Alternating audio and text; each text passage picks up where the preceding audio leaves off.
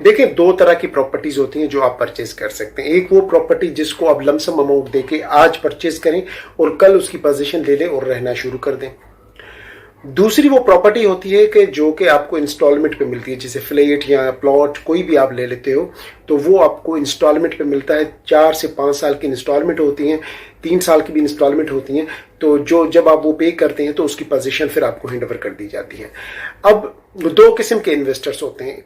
किसी के पास इतना पैसा होता है कि वो एकदम से वो प्रॉपर्टी खरीद लेता है, 40, 50, 60 लाख रुपए, 1-1.5 करोड़ रुपए दे के वो प्रॉपर्टी परचेज कर लेता है। अब किसी के पास इतने पैसे एकदम से नहीं होते तो वो 10-15 लाख रुपए, 5 लाख रुपए, चाहे 2 लाख रुपए भी इन्वेस्टमेंट करके एक छोटी सी प्रॉपर्टी लेता है और फिर उसकी इंस्टॉलमेंट को कंटिन्यू करता है। और जब वो इंस्टॉलमेंट पूरी हो जाती है, 4 साल का टेन्योर पूरा हो जाता है, तो वो प्रॉपर्टी उसको हैंड ओवर कर दी जाती है, उसकी पोजीशन उसको दी जाती है और प्रॉपर्टी का मालिक बन जाता है। प्रॉपर्टी में इन्वेस्टमेंट जरूर करनी चाहिए, लेकिन प्रॉपर्टी में इन्वेस्टमेंट करने के भी तरीकेकार हैं।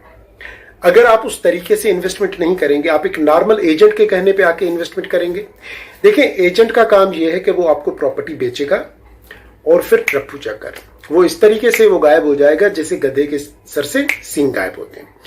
आप किसी प्रोफेशनल बंदे से प्रॉपर्टी परचेज करें तो उससे आपको ये होता है कि आपको वो पहले ब्रीफ करता है, गाइड करता है, समझाता है कि किस तरीके से प्रॉपर्टी लेनी चाहिए, कौन सी प्रॉपर्टी लेनी चाहिए और किस प्रॉपर्टी के क्या क्या बेनिफिट्स हैं, क्या मेरिट्स हैं, क्या डीमेरिट्स हैं, कितने अरसे तक चलानी चाहिए उस प्रॉपर्टी को, होल्डिंग कैपेसिटी आपकी क्या होना चाहिए, और आप लॉन्ग टर्म इन्वेस्टमेंट कर रहे हो, मीडियम टर्म इन्वेस्टमेंट कर रहे हो या शॉर्ट टर्म इन्वेस्टमेंट कर रहे हो। तो ये तीनों इन्वेस्टमेंट के टर्म्स आपको पता होने चाहिए।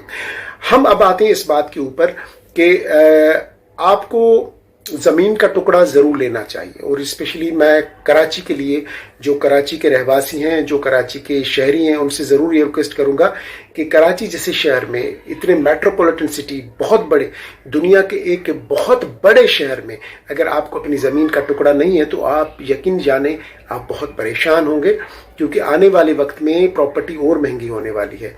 उसकी वजह यह है कि कराची एक ऐसा शहर है जहाँ से पूरे पाकिस्तान से लोग कराची में आते हैं और आके रहते हैं और वो प्रॉपर्टी परचेज करते हैं। और कराची की जो प्रॉपर्टी तो वही है, लैंड तो वही है ना, क्योंकि दुनिया में चीज़ की डिमांड होती है तो उसकी फिर प्रोडक्शन होती है, तो फिर वो डिमांड पूरी की जाती है। लेकिन यहाँ पे ज़मीन की डिमांड है लेकिन ज़मीन की प्रोडक्शन नहीं है। प्रोडक्शन तो हो नहीं सकती, ज़मीन तो जो है सो है ना। अब आपने क्या करना है कि अगर आप टाइम वेस्ट करेंगे कि नहीं आज नहीं मैं कल लूँगा, कल नहीं तो परसों लूँगा, तो होगा ये कि आप शहर से दूर निकलते जाओगे। मेरे कुछ ऐसे भी दोस्त हैं और इतने अक्लमंद दोस्त हैं कि वो अब भी ये सवाल उठाते हैं कि जहाँ प्रॉपर्टी मुझे मिल रही है ना, वहां अभी इतनी आबादी नहीं। तो मेरे दोस्त, अगर वहां इतनी आबादी नहीं तभी तो आपको सस्ती प्रॉपर्टी मिल रही है, तभी तो आपको सस्ता जमीन का टुकड़ा मिल रहा है। 10 साल के बाद, 5 साल के बाद आप देखिएगा वहां जब आबादी हो जाएगी तो वो शायद फिर आपकी फैमिली या आपके बच्चे वो प्रॉपर्टी परचेज ना कर पाए। तो एक परचेजिंग टाइम होता है, एक बाइंग टाइम होता है, राइट टाइम राइट डिसीजन होता है। तो अगर आपके पास थोड़े से पैसे हैं तो प्लीज मैं पर्सनली आपको एडवाइस कर रहा हूं कि प्रॉपर्टी में लगाएं और इस नीचे दिए गए नंबर पे कॉल करें, फ्री में एडवाइस हासिल करें। कहीं पे भी प्रॉपर्टी लेनी हो फ्री में एडवाइस हासिल करें, सवालात पूछें कि कहाँ कहाँ पे इस वक्त कराची में प्रॉपर्टी जो है इंस्टॉलमेंट्स पे दी जा रही है, कौन से प्रोजेक्ट शुरू हुए हैं। अच्छा, प्रोजेक्ट किसी में भी प्रॉपर्टी लेने से पहले एक चीज जरूर सोचें कि इस प्रोजेक्ट के पीछे बिल्डर कौन है। बिल्डर की रेपुटेशन का होना बहुत जरूरी है, ठीक है ना। ऐसा कोई भी घर से उठ के बंदा उसने आके कोई स्कीम अनाउंस कर दी और कोई हाउसिंग स्कीम अनाउंस कर दी और आपने जाके प्लॉट परचेज कर लिया और कल को उसकी पोजीशन नहीं मिली या कल को कोई प्रॉब्लम आ गया, अब आप परेशान हो गए कि यार क्या करूं, ये तो गलत हो गया, अब मुझे प्रॉपर्टी लेनी नहीं चाहिए थी। तो दोस्त, उसमें आपकी गलती थी, आपने किसी ऐसे बंदे से प्रॉपर्टी ले ली जिसका पहला एक्सपीरियंस था। तो किसी भी एक्सपीरियंस्ड बिल्डर से आपने प्रॉपर्टी परचेज कर लेनी है। और दूसरी कोशिश ये करनी है, या दूसरी जिस बात का आपने ख्याल रखना है वो ये है कि जिस प्रॉपर्टी को आप परचेज करो, कोशिश करो कि कोई प्री लॉन्चिंग पोजीशन पे कोई प्रोजेक्ट हो तो उसमें इन्वेस्टमेंट करो। प्री लॉन्चिंग में जो बेनिफिट होता है वो ये होता है कि उसकी जो कॉस्ट होती है वो बड़ी कम होती है, क्योंकि अभी वो प्री लॉन्चिंग पोजीशन में, फिर उसके बाद वो लॉन्चिंग पोजीशन में आता है। तो अच्छे किसी बिल्डर को चूज करें और उसके बाद उस बिल्डर की जो प्री लॉन्चिंग प्रोजेक्ट्स हैं उसको चूज करें कि आपको जो नियरेस्ट कौन सा प्रोजेक्ट है या वो कौन सा प्रोजेक्ट है जिसका आपको लग रहा है कि फ्यूचर में बड़ा अच्छा रिजल्ट आने वाला है, उसकी अच्छी ग्रोथ होने वाली है। ये जरूर देखा करें किसी भी प्रोजेक्ट के हवाले से, आप तो आपके बच्चों को काम आएगी। मैंने बहुत सारे दोस्तों से, बहुत सारे लोगों से ये सुना है कि काश यार मेरे वालिद साहब ने जो घर लिया था बहुत सस्ता लिया था, हजारों में लिया था और लाखों रुपए भी उस वक्त उसकी प्राइस नहीं थी, लेकिन आज वो घर करोड़ों में बिक रहा है। काश मेरे वालिद साहब अड़ोस पड़ोस के बाकी घर भी ले लेते, लेकिन उस वक्त आपके वालिद साहब की सोच भी वही थी जो आज आपकी सोच है। आज आप कितने प्लॉट ले रहे हैं, आज आप कितनी इन्वेस्टमेंट अपने बच्चों के लिए कर रहे हैं।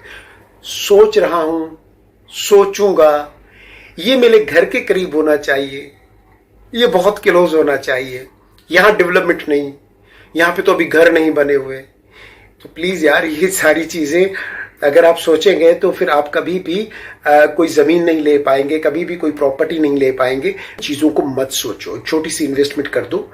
और कितनी इन्वेस्टमेंट साल की इंस्टॉलमेंट होती है, 3 साल, 4 साल या 5 साल। अब ये 3, 4, 5 साल ना सिर्फ बातों बातों में ही गुजर जाएंगे। जस्ट इमेजिन करें, आज 2022 चल रहा है और 2018 में अगर आपने प्रॉपर्टी ली होती तो आज वो मैच्योर हो चुकी होती। ये कोई इंश्योरेंस की पॉलिसी तो है नहीं कि 20 साल में मैच्योर हो, ऐसा है ना। लोग तो इंश्योरेंस की पॉलिसी कर लेते हैं कि भाई 1-1 लाख रुपया मैं प्रीमियम भरता हूँ सालाना और वो 1 साल में जाके मैच्योर होगी। हमारे पास इस वक्त अगर मैं आपको बताऊं कि मेरी नज़र में ऐसे भी प्रोजेक्ट्स है जिसकी मंथली इंस्टॉलमेंट सिर्फ 7,000 रुपए है और जो कि जाने माने बिल्डर के प्रोजेक्ट्स हैं, कोई आम बिल्डर के प्रोजेक्ट नहीं। पाकिस्तान के अगर मैं टॉप 3 या टॉप 5 बिल्डर्स ले लूं तो उनमें से एक जो बड़ा बिल्डर है उसके प्रोजेक्ट है और 7,000 रुपए पर मंथ इंस्टॉलमेंट पे आपको प्लॉट मिल रहा है। तो आप मुझे बताएं कि 7,000 पर मंथ भी आप पे नहीं कर सकते, 7,000 पर मंथ भी आप अपने बच्चों के लिए इन्वेस्ट नहीं कर सकते। अगर आपके 4 बच्चे हैं, एक एक करके हर 4 साल के बाद अगर आप एक बच्चे के नाम पे प्लॉट लेते जाएं तो चारों बच्चों के अपने घर बन जाएंगे। कल को जब वो बड़े होंगे तो हर बच्चे को अपना घर होगा। आप मुझे एक बात बताएं, कितनी कंफर्टेबल और कितनी बेहतरीन लाइफ होगी आपकी, कितनी सेटिस्फेक्शन होगी आपकी लाइफ में, आपके बच्चों को अपने घर होंगे। तो मिलते हैं एक नेक्स्ट वीडियो में और नए टॉपिक के साथ। और मैं आपको इन्वेस्टमेंट के बारे में, प्रॉपर्टी के बारे में बहुत सारी चीजें बताने वाला हूं। और मैं बस इतनी रिक्वेस्ट करूंगा कि इस मेरे ये फेसबुक के जो पेज है इसको जरूर आप लाइक करें और फॉलो करें। उसके अलावा जो यूट्यूब का चैनल है नदीम तुन्यो के नाम से, उसको जरूर सब्सक्राइब करें और बेल आइकन को भी जरूर हिट कर दें ताकि मेरी हर नए आने वाली वीडियो आपको मिल सके। और हम थोड़ा सा हट के बात करेंगे, हम प्रॉपर्टी पे तो बात करेंगे लेकिन उस जाविये से नहीं करेंगे जैसे नॉर्मली कोई एजेंट या इस किस्म के लोग करते हैं। हम टेक्निकली बात करेंगे और मैं अब आने वाले दिनों में आपको डिफरेंट प्रोजेक्ट भी इंट्रोड्यूस करवाऊंगा और उन प्रोजेक्ट्स की जो ब्यूटी है वो भी इंट्रोड्यूस करवाऊंगा और क्यों हमें वहां पे इन्वेस्टमेंट करनी चाहिए मैं आपको ये भी बताऊंगा। ठीक है, तो अब मुझे इजाजत दीजिए, मिलते हैं एक नेक्स्ट वीडियो में एक नए प्रोजेक्ट, एक नए टॉपिक के साथ। और इंशाल्लाह मैं कोशिश करूंगा कि जो भी टॉपिक हो उससे आपको जरूर फायदा हासिल हो। ठीक है, अब मुझे इजाजत दीजिए, जाते जाते बस इतनी रिक्वेस्ट आखिर में करता जाऊंगा, अपना और अपने बच्चों के फ्यूचर का जरूर ख्याल रखें और उनको जमीन का टुकड़ा जरूर लेके दें। ठीक है, मुझे इजाजत दीजिए, अल्लाह हाफिज।